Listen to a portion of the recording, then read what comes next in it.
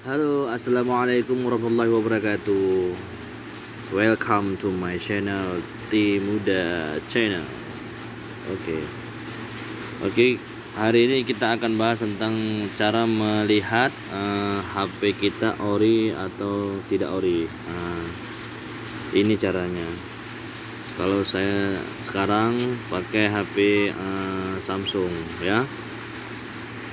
Saya kalau cara tengok HP Samsung ori atau tak ori, ini caranya. Oke, tinggal tekan mudah saja, dalam 10 detik udah jadi, udah kita tahu apa tuh ori ke tak ori. Ini caranya, tekan bintang pagar kosong, bintang pagar, otomatis dia akan keluar macam ini. Ini yang kan dia, jangan lupa nih kalau kita tekan sensor, nih sensor tekan, lepas itu dia keluar macam ini. Lepas itu kita dekatkan tangan nih, kelima jari ini ke depan HP ini, dia pasti akan keluar hijau bergetar macam ini. Kalau keluar ini macam, berarti dia HP Samsung ini ori.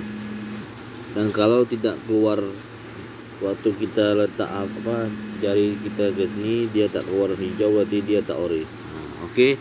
Sekian dari saya, itu cara melihat HP Samsung ori atau tak ori. Oke, terima kasih.